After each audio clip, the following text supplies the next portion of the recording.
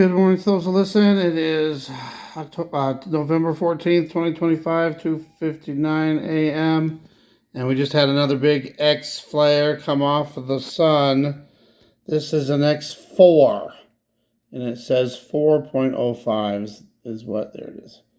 4.05 just came off the sun. Wow. So let's see how far away it was from the last one. I think we at least had a little time in between them, but yeah, so has it been more than 3 days?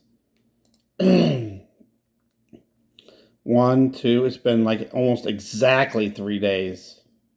So the other ones were almost a day apart. It was like 24, 25 hours apart. So one, it was like a day apart, and then another day apart, and then we got 3 days apart. But now we got 4 X's in the last, I guess, what do we got now? 6 days? Wow. So I don't know about this one. I was just watching, and it's kind of ironic, and this is to anybody that believes that there is space weather and all this, or if maybe they're just making it up. But either way, they're reporting something, and that's what I feel I have to report on. Whether this is lies or not, or they're just all made up stuff, I do not think, let me refresh it, I do not think they'll have it on here yet, but we can try, see where it was at. Yeah, that's another thing too, what sunspot was it from? It might have been that same one up there.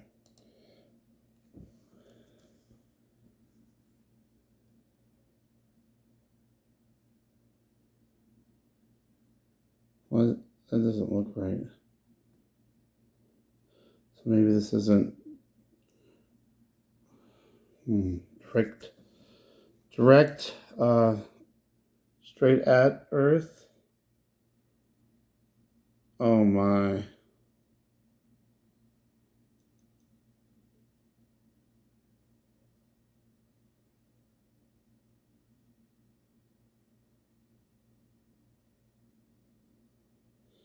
Is that right, like the end of it?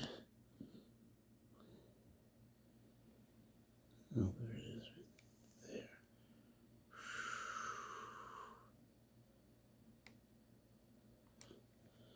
right there. All right, hold on. Yeah, after we finally calm down, now we got another big one coming. So we don't have nothing yet. Obviously, it's going to be a while before it gets here. Quick look at the Schumann resonance. And it looks quiet for where we're at. So Tim Pool had Ben Davison on, Suspicious Observers, about what happened. And he says we were super close to having a worldwide power outage going back to the Stone Age. He said well, let's just listen to what he says.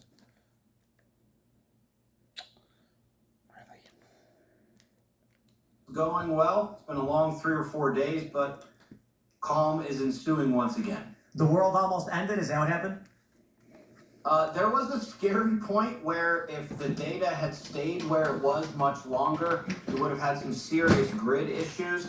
Luckily, it was only a few minutes later before the data started to come back to something that is a little less horrifying. Basically, during the impact from these solar storms the last couple of days, and there were 3 of them, during the initial impact, the disruption to Earth's magnetic field was at a level where if that had persisted for 4 or 5 hours, you and I would not be having this conversation right now. The grids would have gone down. Luckily, it only lasted about 8 or 9 minutes. Wow.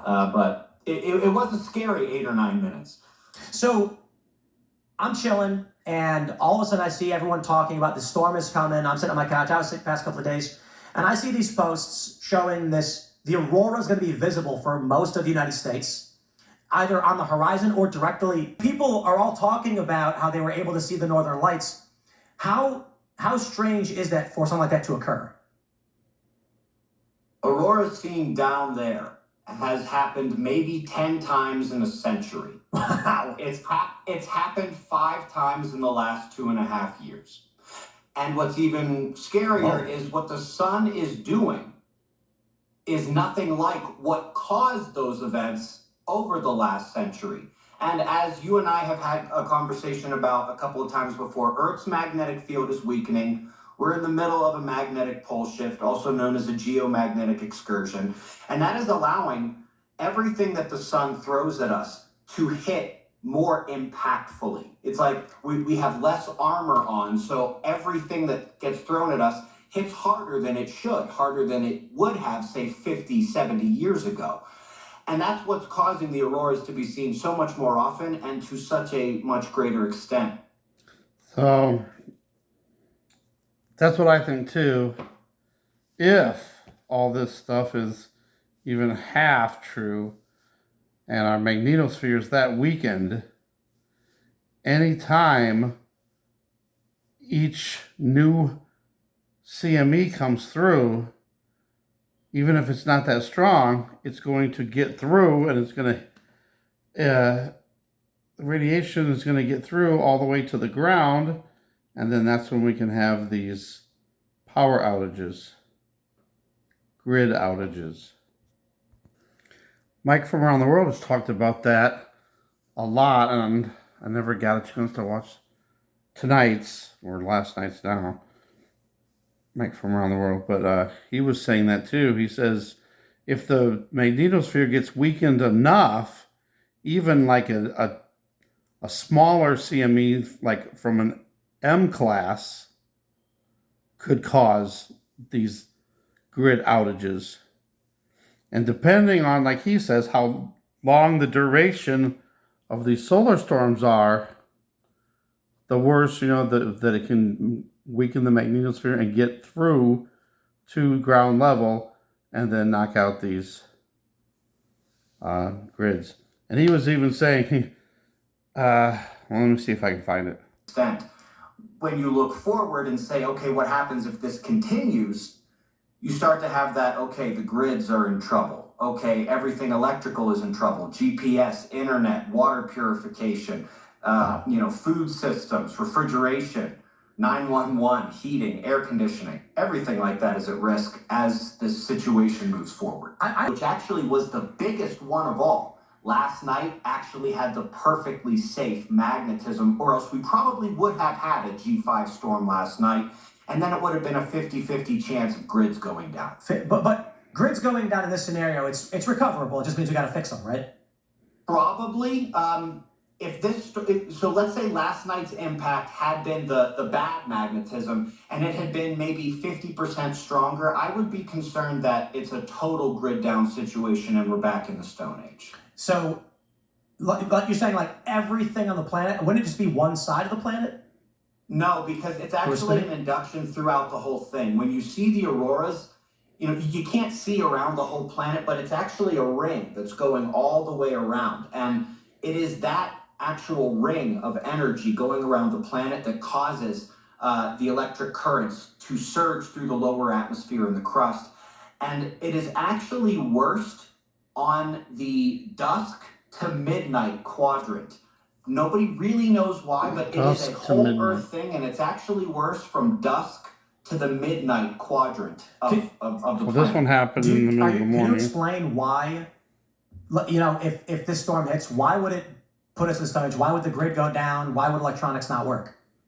Sure. So what this actually is this is an enormous injection of electromagnetic energy from the sun that hits us in a very short, impulsive impact.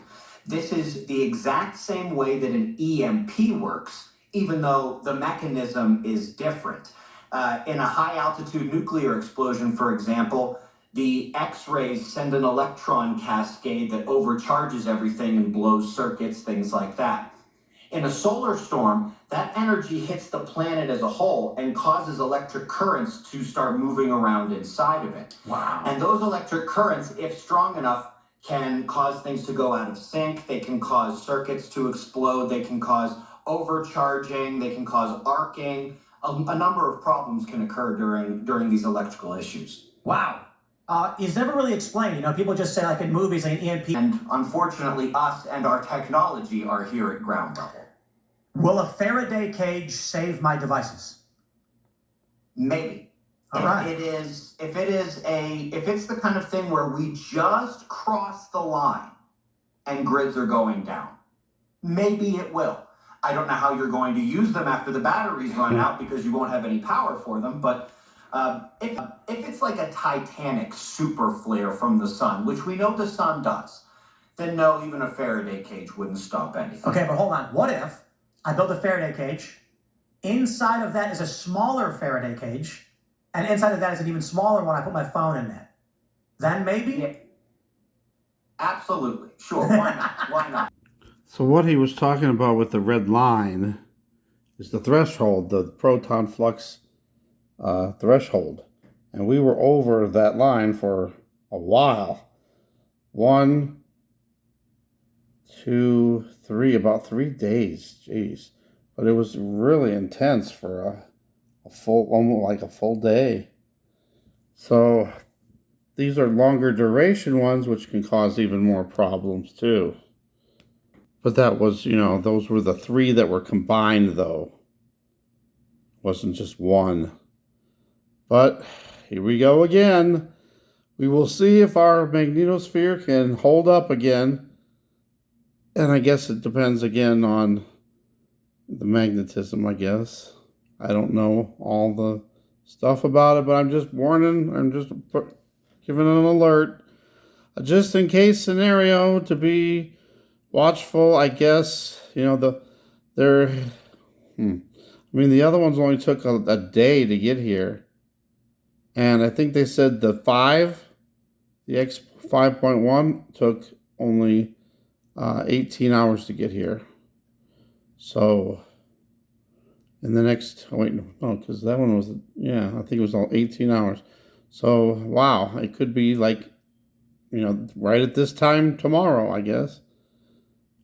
So just be alert. A just in case scenario. Just in case. Thanks for watching. God bless.